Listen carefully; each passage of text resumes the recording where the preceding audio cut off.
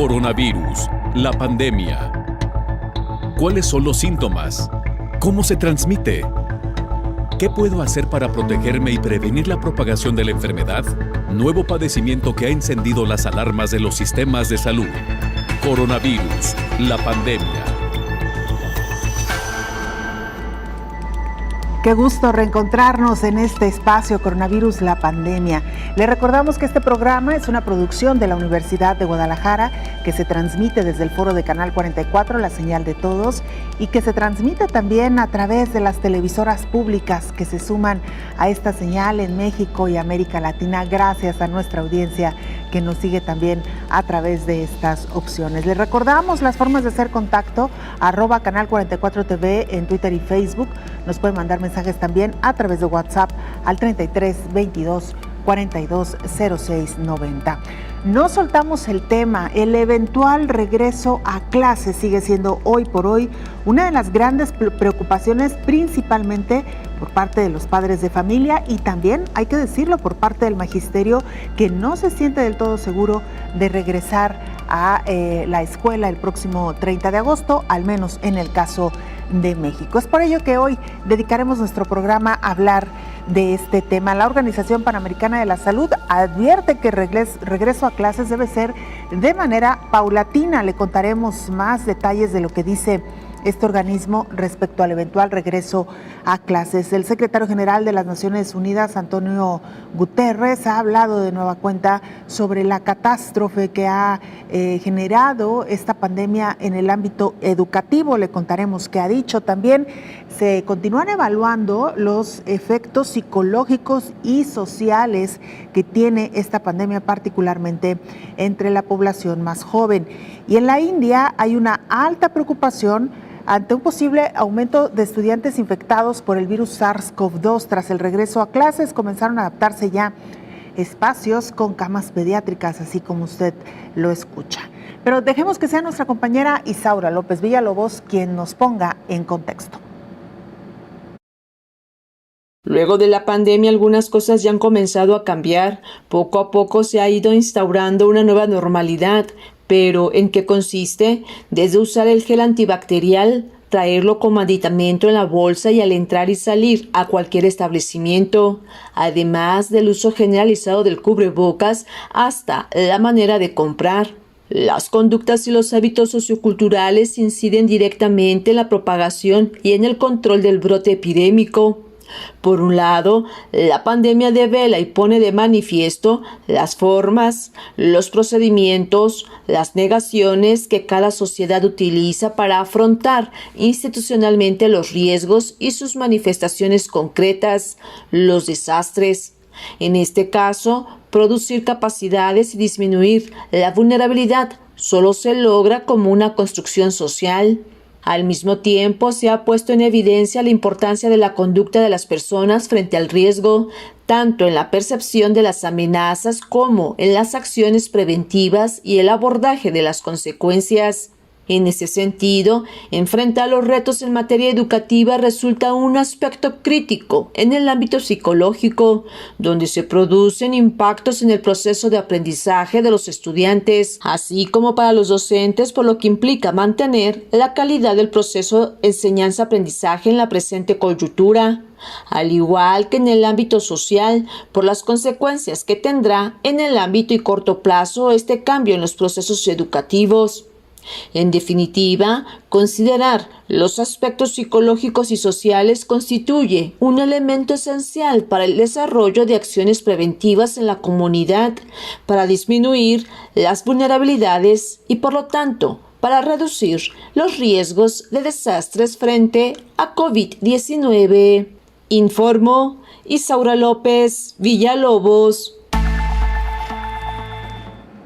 Raquel Cinca, nuestra compañera corresponsal de la agencia EFE, nos presenta el informe de la Organización Mundial de la Salud, este reporte diario que atendemos a través de este espacio. Raquel, te escuchamos. Adelante con la información. Buen día.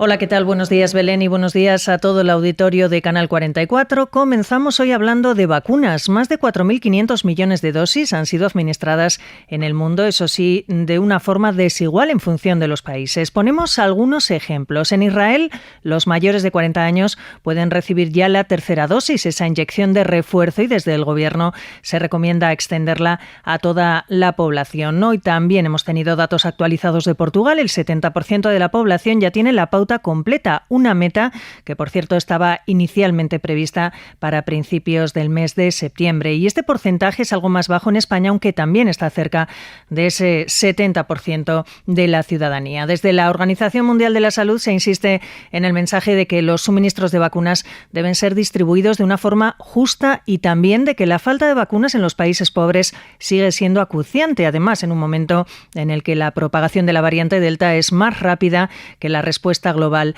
a la pandemia. Hoy se ha referido a este asunto, a las vacunas, la Federación Internacional de la Cruz Roja y la Media Luna Roja. Lamentan que la búsqueda de ganancias a través de la venta de esas vacunas está primando sobre la solidaridad y la necesidad de que una parte sustancial de la población de todos los países sea inmunizada para que todos podamos salir de esta situación. Así lo han indicado además tras conocerse que la farmacéutica estadounidense Johnson & Johnson ha exportado a Europa vacunas que ha producido en Sudáfrica. Recordamos, además, en este punto que el continente africano es el que menos ha vacunado a nivel mundial, con solo el 2% de su población inmunizada contra la COVID-19. Ante estos datos, el director general de la OMS, Tedros Adhanom Ghebreyesus, ha mostrado su indignación y ha dicho que la injusticia en la distribución de las vacunas contra la COVID es una vergüenza para la humanidad, así lo ha dicho textualmente.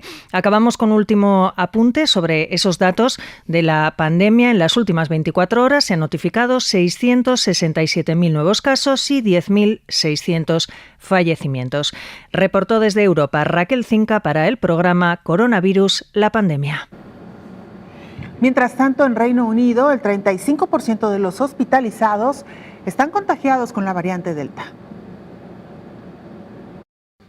En el Reino Unido, el 35% de los pacientes hospitalizados con la variante Delta del coronavirus desde el pasado 19 de julio tenían la pauta completa de vacunación. El 55% de los hospitalizados, por su parte, no había recibido ninguna dosis. Esto según los datos de 1.467 pacientes publicados este viernes por la Agencia de Salud Pública de Inglaterra. Si bien la agencia indicó que la vacunación es la mejor herramienta para evitar el riesgo de sufrir una grave enfermedad de COVID-19, recordó que las vacunas no eliminan todos los riesgos, puesto que con ellas aún es posible enfermar e infectar a otros. Por ello, señaló que es vital actuar con precaución, particularmente cuando los casos son elevados. En el Reino Unido, casi el 58% de la población ha recibido ya la pauta completa de vacunación. Esto según las últimas cifras del Ministerio de Sanidad británico. Y personajes de la fantasía se fueron de jornada de vacunación, esto en la Ciudad de México. Pikachu, Batman, Winnie Pooh, unicornios y otros personajes de la fantasía se les vio juntos en plena jornada de vacunación en Ciudad de México. Se trata de una iniciativa de la alcaldía de Xochimilco, que para incentivar la inmunización entre los jóvenes ofreció premiar con libros y pijamas a quienes llegaran mejor disfrazados a vacunarse. Curiosamente, el caso de Roberto, llegar caracterizado como el protagonista de la serie Pokémon, le dio más valor que el esperado para inyectarse el antídoto. No me gustan las agujas, yo siempre vengo disfrazado de algo. O sea, me gusta ocultarme bajo un disfraz para que no me dé miedo algo o algo así. Aunque la afluencia de jóvenes, desde que arrancó la vacunación para mayores de 18 años, desbordó las expectativas, en realidad fueron pocos los que dejaron la vergüenza en casa. Entre los que más llamaron la atención durante las 3 horas de fila estuvo Valeria, quien llegó a la jornada disfrazada de guerrera azteca. Me han pedido fotos y sí me miran bastante, entonces como que divertido porque de mi parte salí mucho de mi zona de confort, entonces eso es muy padre. Disfrazados o no, lo importante era cumplir la cita con la vacuna para combatir el coronavirus, sino que lo diga Daniela, encarnada en un gracioso tiburón. Pues creo que es importante, todos hemos pasado momentos difíciles y si esto va a ayudar a que se reduzcan los contagios, a que la gente no muera, creo que es importante. Con superhéroes bailando reggaetón en la zona de observación, culmina la jornada para todos los valientes que enfrentaron el miedo al chuzón. Todo un acto de valor en un país que vive uno de sus momentos más duros de la pandemia y que recién registró su récord máximo de contagios diarios con más de 28.950 casos. Bueno, pues así, estos jóvenes que están acudiendo por estos días a vacunarse son mayores de 18 años. Estamos ya en los grupos más jóvenes que hasta ahora se han inmunizado en nuestro país y cada grupo ha tenido su manera muy particular de hacer este proceso de vacunación mucho más atractivo y por supuesto también mucho más llevadero. Y mira, la UNICEF se ha pronunciado porque se dé información suficiente a los padres de familia ante este eventual regreso a las aulas. Es necesario conocer los protocolos y es necesario también garantizar la mayor seguridad para los niños y adolescentes que volverán a la escuela.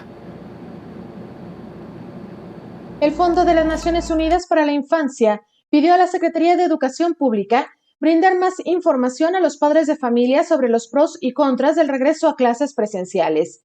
Señaló que es crucial para asegurar la seguridad de los niños, así como de los jóvenes estudiantes. Pidió informar con mayor rigor y con base en los ejemplos de otros países que la necesidad de retornar a las aulas es urgente, pero también exigió que se informe sobre el nivel de contagios a partir del comportamiento en las escuelas. La UNICEF afirma que los niños y niñas que han regresado a la escuela representan 0.02% de los casos de COVID-19.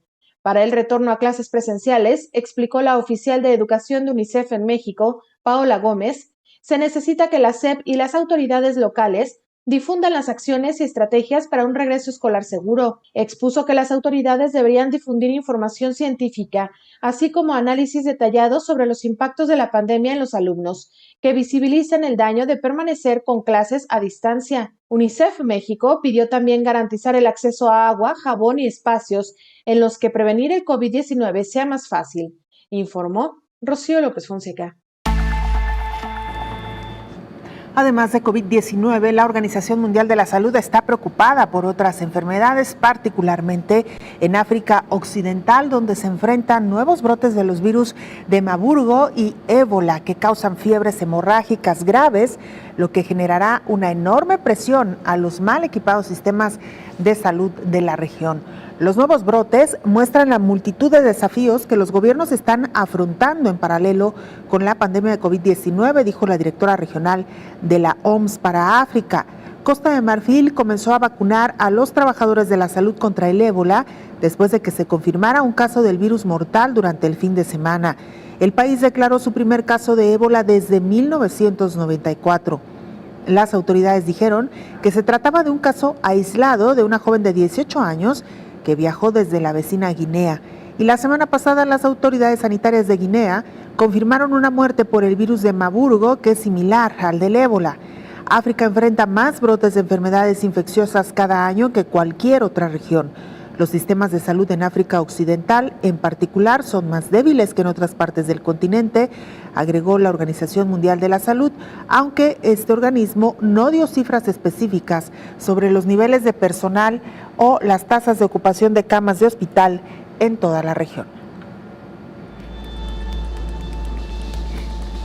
Vamos a hacer nuestra primera pausa, usted no se vaya, regresamos con mucha más información.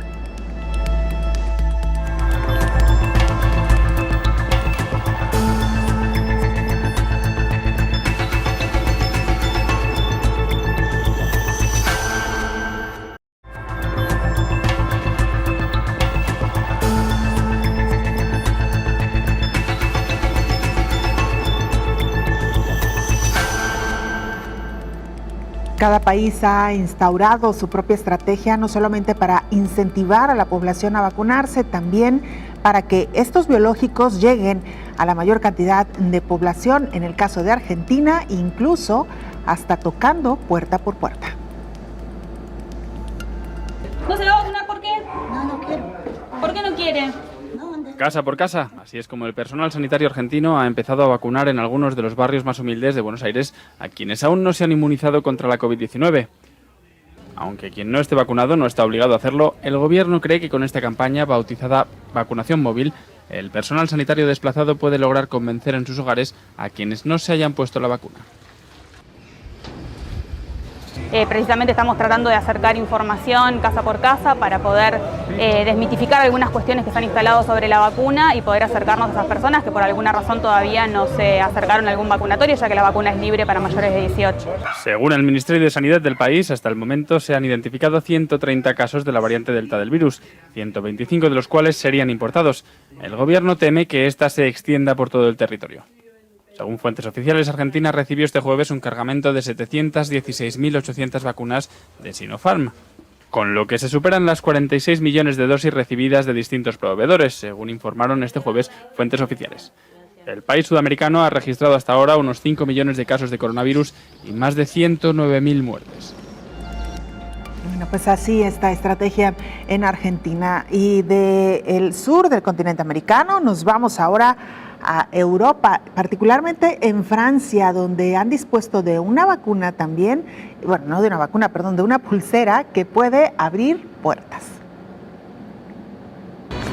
Una pulsera que abre puertas. Frente a la imposición de tener que controlar los certificados de vacunación anti-COVID o, en su caso, un test negativo para acceder a bares y restaurantes, en la ciudad de Burdeos, en el suroeste de Francia, han tenido una idea: traspasar el código QR a unas pulseras, lo que facilita su control. Así lo explica este restaurador. Esta pulsera está destinada a los clientes habituales, los que acuden a menudo a nuestros establecimientos. Desde el momento en que los clientes nos presentan su tarjeta sanitaria de vacunación, es decir, la tarjeta con el comprobante de las 2 dosis, les colocamos esta pulsera que se puede conservar todo el tiempo que se quiere y que permite entrar y salir del establecimiento. Por ahora ya se han fabricado 20.000 pulseras que se van a repartir entre 20 establecimientos hosteleros de Burdeos y quizás otros sigan el ejemplo. En Francia también es obligatoria la vacunación o un test PCR negativo para los adultos para poder entrar en grandes supermercados, teatros y cines o viajar en tren y en avión. Bueno, esta idea que había tardado en llegar porque sí se había expuesto la posibilidad de colocar algún distintivo que identificar a aquellas personas que ya se vacunaron y no solamente a través de estos certificados electrónicos. Así que Francia, por lo menos, iniciando con la colocación de estas pulseras. Nos vamos ahora a India, donde han comenzado a habilitarse camas pediátricas. Esto ante el eventual regreso a las aulas. Comenzaron ya con esta adaptación de espacios, además de oxígeno, ante el temor de que niñas, niños y adolescentes que regresarán a las aulas sin todavía estar vacunados estén entre los más vulnerables durante esta nueva ola de infecciones por coronavirus. Los administradores de salud observan las tendencias en Estados Unidos, donde un número récord de niños ha sido hospitalizado debido a la variante Delta que se encontró por primera vez en la India y que ha disparado los casos en otros países. Durante esta segunda ola de infección en India, que alcanzó su punto máximo en abril y mayo, cientos de miles de personas murieron por falta de oxígeno e instalaciones médicas y ahora existe la preocupación de que se acumule otra tercera ola durante los meses de invierno. No sabemos cómo se portará el virus, pero esta vez no podemos permitirnos el lujo de no estar preparados, mencionó uno de los integrantes del grupo de trabajo pediátrico. Ninguna madre debería tener que buscar una cama de hospital cuando su hijo esté enfermo. El gobierno de Maharashtra ha acumulado medicamentos y ha construido instalaciones para las camas pediátricas adicionales y suministros de oxígeno en nuevos centros. Construidas en terrenos vacíos o en estadios remodelados, han adaptado más de 3.000 camas, la mayoría de ellas con oxígeno. India proporciona vacunas a personas mayores de 18 años. La mayoría de las vacunas administradas son fabricadas por AstraZeneca, mientras que también se utilizan inyecciones producidas por un fabricante local. Mientras tanto, se han abierto escuelas en al menos 11 de los 28 estados de la India, después de más de un año de cierre, lo que hace temer que pueda convertirse esto en un caldo de cultivo para la transmisión del virus. En marzo de 2021, menos del 1% de las muertes por coronavirus en India estaban en el grupo de edad menor de 15 años, según el Ministerio de Salud. Funcionarios dicen que la gravedad de la enfermedad en ese grupo etario ha sido mínima hasta ahora. Los epidemiólogos afirman que no hay evidencia que demuestre que la variante Delta o cualquier otra mutación afecte a los niños más que a otras partes de la población.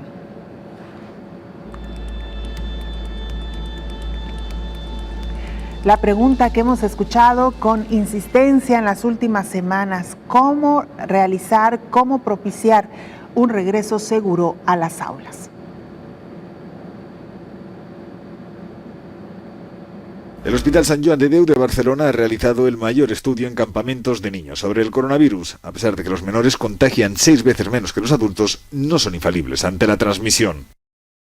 Nosotros diseñamos el estudio para entender cuán bien transmitían, si lo hacían, tanto de niño a niño como de niño a adulto. Y lo que hemos visto es que ellos pueden infectar a cualquier persona de cualquier edad. A las medidas habituales de prevención, el lavado de manos con gel hidroalcohólico, la distancia de seguridad y las mascarillas, los centros, según Basat, deben sumar lo que ha denominado grupos estables de convivencia. Que lo que intentamos es segmentar los grupitos en el interior de la escuela, porque si tenemos grupos relativamente pequeños y bien controlables, en el caso de que haya un episodio confirmado de coronavirus, no se tiene que cerrar la totalidad de la escuela y se puede hacer un rastreo ágil y rápido de todos los contactos de ese grupo y un aislamiento selectivo. Pero pese a las precauciones, parece difícil que los centros escapen a la pandemia. Es evidente que habrá transmisión en las escuelas, igual que hay transmisión cuando alguien va al supermercado y no se protege bien, o cuando alguien va al gimnasio y no se protege bien. Lo que tenemos que conseguir evitar es que las escuelas sean una fuente de inicio de brotes, y si se siguen las medidas de prevención de forma adecuada, las escuelas deberían ser un entorno relativamente seguro. Lo imprescindible para evitar el cierre de los colegios en caso de que la situación se descontrole, según el investigador, es el compromiso de toda la sociedad. Y los padres, asegura, tienen motivos para estar tranquilos. Quizá el mensaje que debemos lanzar a todos los padres es un mensaje de tranquilidad, entendiendo que los niños en esta pandemia no son los grandes vulnerables, no son los que corren más riesgo, sino que quienes lo son los ancianos y los que tienen enfermedades crónicas. Quedan menos de 2 semanas para el inicio de las clases en España y será entonces cuando se sabrá si las autoridades han respondido adecuadamente a los riesgos. Bueno, pues así las estrategias, le decíamos, y sobre todo esta gran inquietud de cómo propiciar un regreso seguro a las aulas. Y precisamente para hablar de este y otros temas, ya nos acompaña en esta mesa de trabajo el infectólogo Héctor Raúl Pérez Gómez. Doctor, bienvenido. ¿Cómo está? Hola, Belén. Buen día, qué gusto saludarte. Muy bien. Igualmente, doctor, el tema que hoy nos ocupa tiene que ver con pues el trastocar de esta vida social, de esta vida educativa, por esta pandemia de COVID-19, que vaya que nos ha cambiado a todos la vida, nos ha puesto un poco de cabeza, pero que bueno, doctor, al final de cuentas me parece que la humanidad poco a poco, con todo lo que ello ha implicado, adaptándose a esta nueva situación. Sí, Belén, y uno de los aspectos más impactantes ha sido el relacionado con la educación. Las actividades escolares presenciales que se vieron truncadas prácticamente en todo el mundo en diferentes momentos a lo largo de la pandemia, y el impacto particularmente a la esfera emocional de los niños, que a través de la convivencia con sus compañeros pues tienen parte de su desarrollo tanto social como su desarrollo psicológico, en los más pequeñitos psicomotriz, y como parte de su formación integral, pues la relación interpersonal, las relaciones humanas, el socializar, porque lo hemos dicho aquí en múltiples ocasiones, ir a la escuela no es solamente para recibir formación académica, científica, técnica, tecnológica, sino también para formarse en valores, y eso en todos los niveles educativos. Valores que de alguna manera se crean a través de la convivencia, a través de la relación humana. Entonces, pues hoy por hoy la UNICEF, para el caso de la educación básica, está insistiendo con todos los países, con todas las regiones, el que visualicen los mejores momentos para cuanto antes regresar a actividades escolares presenciales, sin riesgo, por supuesto, a la salud y a la salud pública, pero sí tratando de que sea cuanto antes. Todo un reto, doctor, sin duda alguna, esta situación. Lo decíamos, en México el regreso presencial está programado para el 30 de agosto y coincide casi en fecha con otras regiones en el mundo. Más o menos en esas fechas también se estará regresando a clases. Escuchamos ya el caso de India, doctor, que se están preparando incluso con algunas camas pediátricas, lo cual pues no deja de generar cierta preocupación e incertidumbre también, ¿no, doctor? Sí, indudablemente. Imagínate, Belén, preparar el regreso a clases, pero dentro de esa preparación del regreso presencial, preparar en los hospitales un mayor número de camas pediátricas.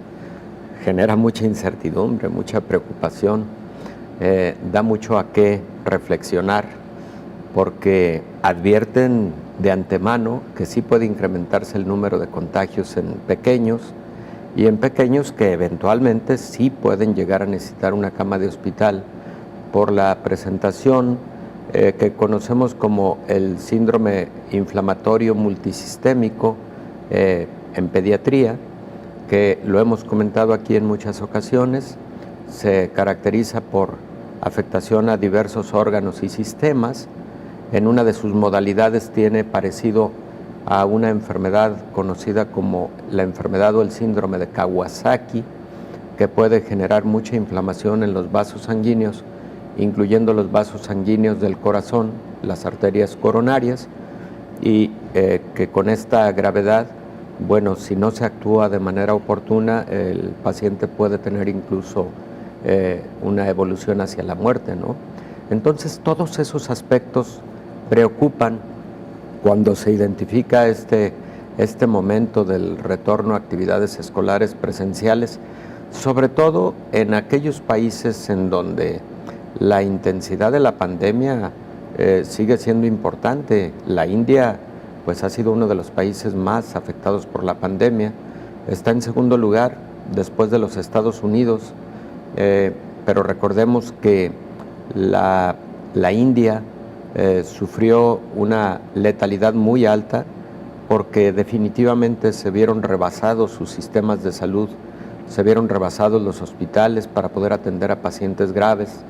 Tuvieron una crisis de oxígeno impresionante, en donde pacientes que podrían haber sido atendidos en casa no lograron esa atención óptima por falta de oxígeno suplementario. En fin, todos esos escenarios que incluso vimos en medios de comunicación que nos impactaron mucho y que con las estadísticas que tenemos a la vista nos llevan sin lugar a duda a reconocer que la India ha sido uno de los países más afectados por la pandemia. Así es, doctor. Vamos a hacer una primera pausa, si le parece. Regresamos con mucho más del tema.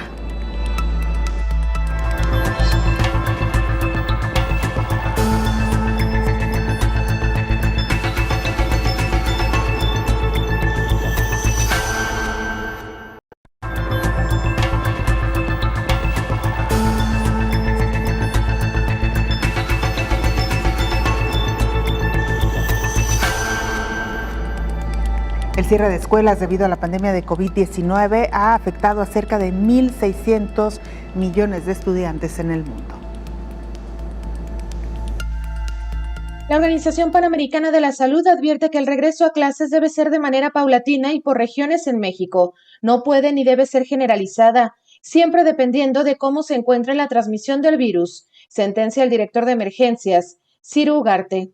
En este contexto, el proceso de reapertura de los centros de estudio de forma presencial debería estar basado en un análisis de la intensidad de la transmisión en el lugar donde se encuentran los centros educativos, el lugar de residencia de los estudiantes y considerando los medios de transporte para llegar a los centros educativos y retornar a los domicilios.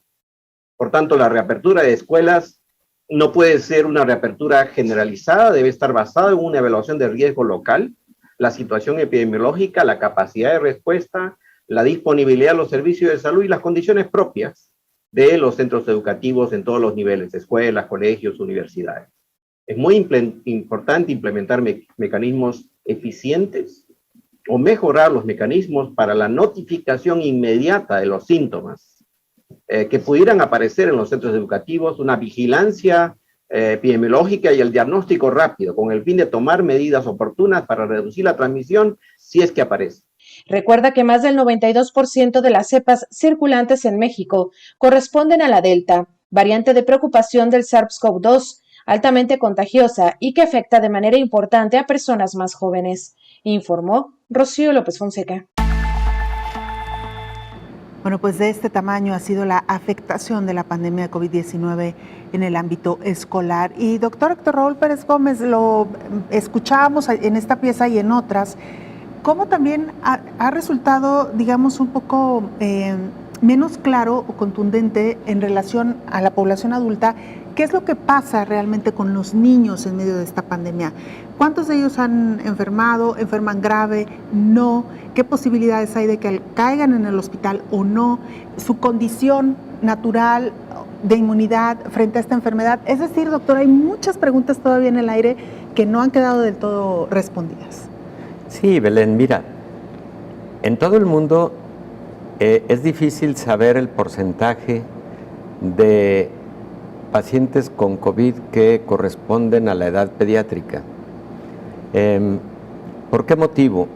Porque en el caso de los niños, la enfermedad se presenta habitualmente leve y frecuentemente asintomática, pero cuando digo enfermedad leve, en los niños frecuentemente la enfermedad es como un catarro y es muy común que a esos niños no se les realizan pruebas de detección de COVID-19 por diversos motivos. En ocasiones los pediatras los consideran como un cuadro de infección respiratoria leve de las vías respiratorias superiores. Los mismos padres asumen que es un cuadro gripal, banal, cuando realmente podría ser un cuadro de COVID-19 y no se realiza la prueba de detección.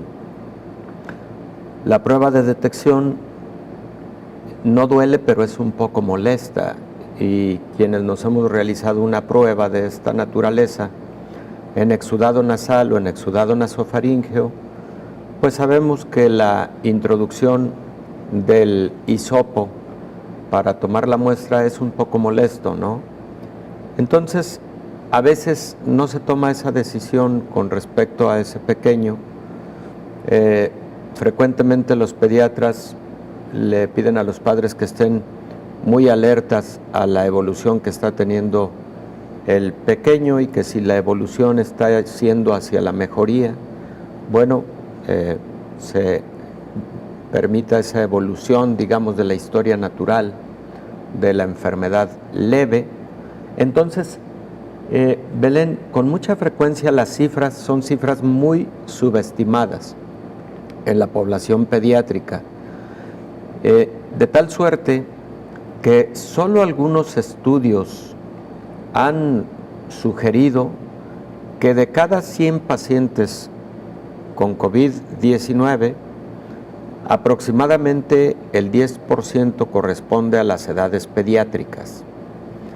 Y también algunos estudios han sugerido que de cada 1000 niños que se infectan por el virus SARS-CoV-2, 1 a 2 podrían llegar a necesitar hospitalización por gravedad e incluso atención en unidades de cuidados intensivos. Entonces, que si la población pediátrica se infecta menos con el virus SARS-CoV-2, parece que así es, la mayor parte de publicaciones al respecto así lo sugieren, por varios motivos. Existe la hipótesis de que los niños tienen una menor cantidad de receptores de la enzima convertidora de angiotensina tipo 2, que es la puerta de entrada, el receptor para este nuevo coronavirus y que conforme transcurre la edad se van generando más receptores de esta naturaleza y que por lo tanto ese podría ser un motivo de menor infección en la población infantil. También algunos estudios mostraron que los niños podrían transmitir con menor intensidad la enfermedad a los adultos, particularmente por el hecho de tener poca sintomatología y por asumirse que los niños tienen menor carga viral en la vía respiratoria. Todos esos factores son distintivos de la edad pediátrica con respecto a los adultos en COVID-19. Y por otro lado, se asume que en el caso de los niños, todavía los niños más pequeños, posiblemente la respuesta inmune adquirida desde el nacimiento a partir de la madre podría brindar algún nivel de protección contra COVID-19 como ocurre con muchas otras enfermedades infecciosas. Los anticuerpos maternos no específicos, incluso que la madre envía al pequeño a través de la placenta y también a través de la lactancia materna, pueden generar algún nivel de inmunidad en los niños, por lo menos durante el primer año de vida. Entonces, todos esos factores parecen contribuir a que en los niños COVID-19 ha sido menos impactante que en la población adulta. Sin embargo, también es cierto que en el niño que entra a gravedad por COVID-19, la evolución puede llegar hasta la letalidad, hasta la fatalidad. Y esto porque el niño que termina en hospitalización es un niño que sí presenta este síndrome de respuesta inflamatoria multisistémica o síndrome inflamatorio multisistémico, que puede llevar a graves consecuencias por inflamación de vasos sanguíneos de forma generalizada. Y bueno, definitivamente sí existen fatalidades en la población pediátrica y sobre todo en la población de niños más pequeños. Doctor, mientras explicaba el tema de las estadísticas para los niños, pensaba también que debe haber un subregistro y pensaba en las familias que se han infectado por COVID-19 y que prácticamente dan por hecho que los niños también se contagiaron y que efectivamente presentaron alguna reacción, algún cuadro leve, en alguna gripe o quizá algo de fiebre. Y entonces tanto los papás como los pediatras dan por hecho que también se contagió el niño y entonces no le hacen prueba y ese es un caso que queda en el subregistro. Sí, Belén, efectivamente. Y ahí, por ejemplo, los estudios que podrían tener una utilidad al respecto, por lo menos con interés en el ámbito de la epidemiología y la salud pública, serían las pruebas de serología, las encuestas serológicas o estudios de seroprevalencia para la medición de anticuerpos en niños que tuvieron contacto con algún adulto con COVID-19 o que estuvieron o forman parte de una familia en donde hubo un adulto con COVID-19. Hay algunos estudios de seroprevalencia que hablan de entre 25 y 35% de seropositividad en niños que tuvieron algún familiar con COVID-19 en algún tiempo a lo largo de esta pandemia de la enfermedad. De tal suerte que sí existe definitivamente un subregistro de los niños que han enfermado, pero afortunadamente la gran mayoría de niños que han enfermado de forma leve o incluso asintomática y han sido detectados también frecuentemente a posteriori cuando una prueba de anticuerpos resulta positiva. Doctor, regresamos con más de este tema. Muchas gracias. Sí. Vamos a la pausa, regresamos.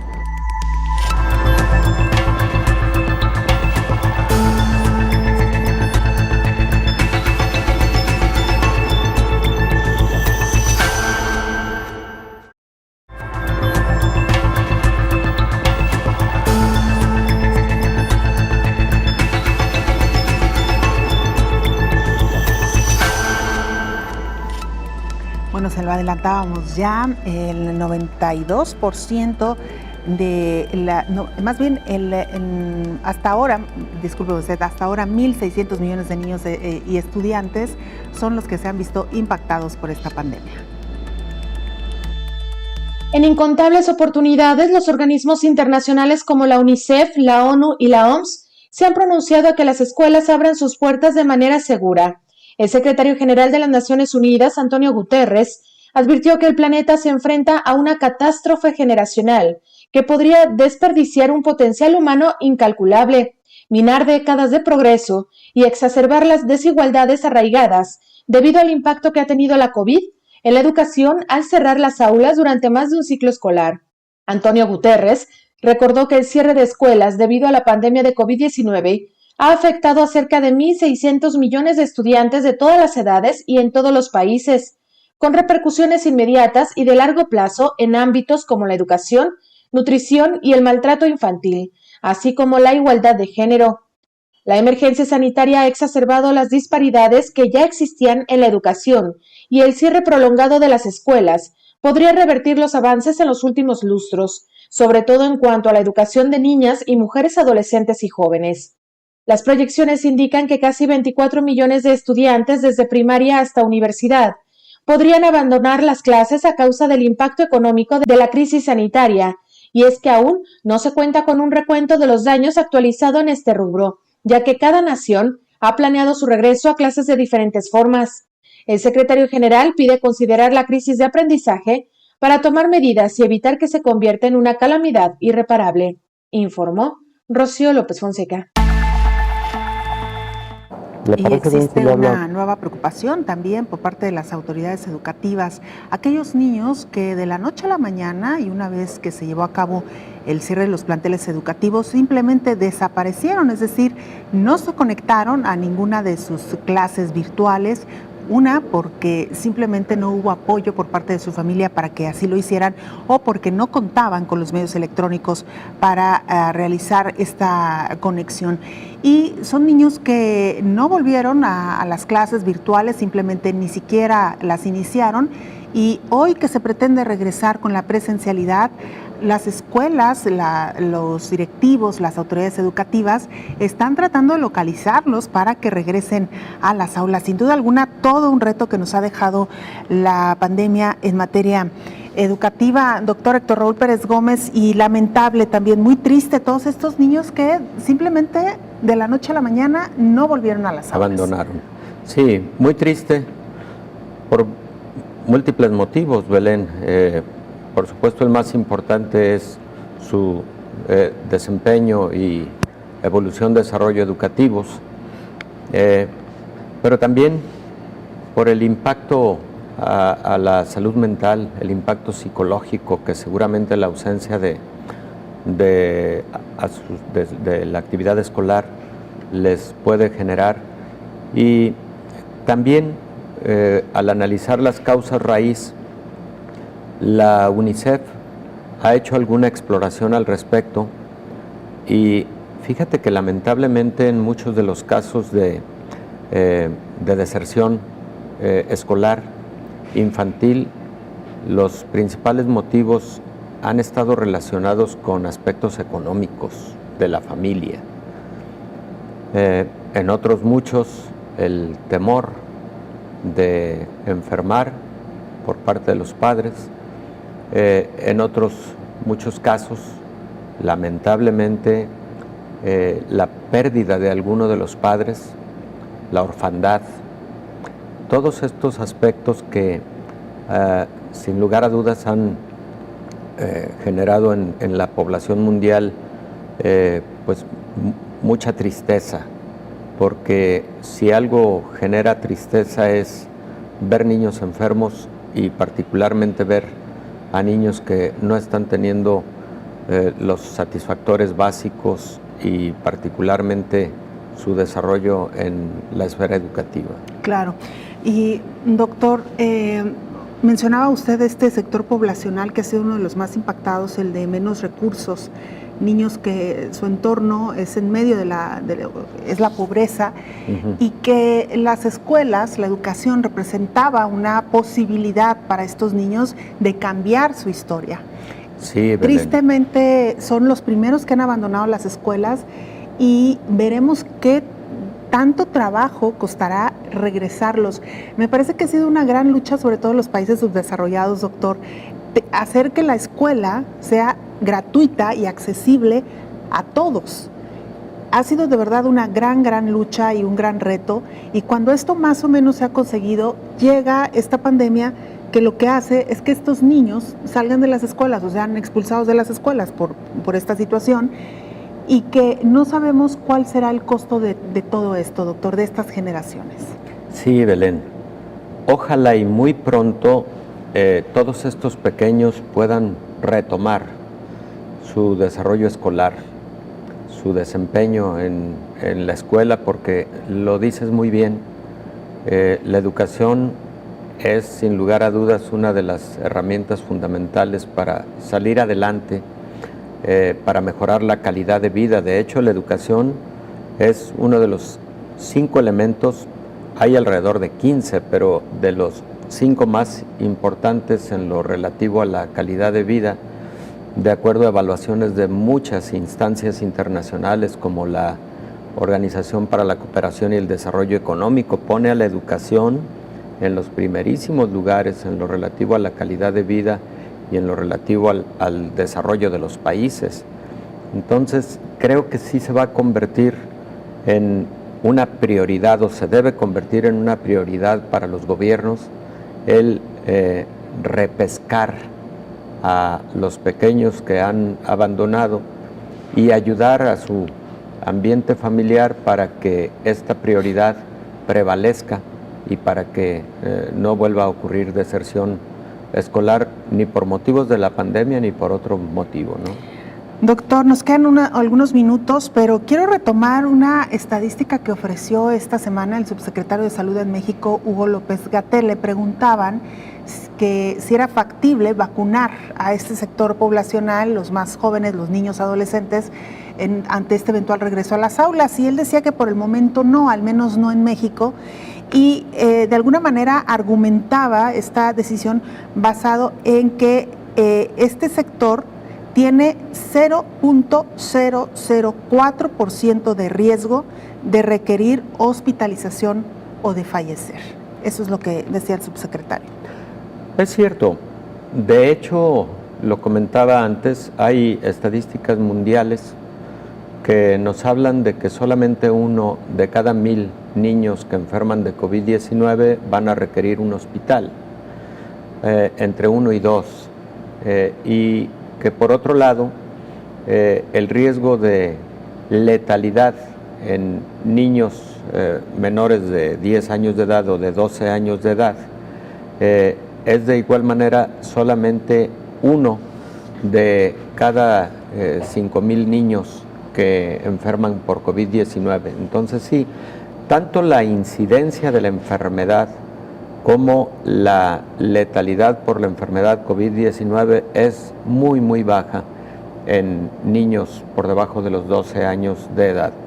Existe, sí, definitivamente, y el riesgo más importante está en la presencia de coexistencia de enfermedades,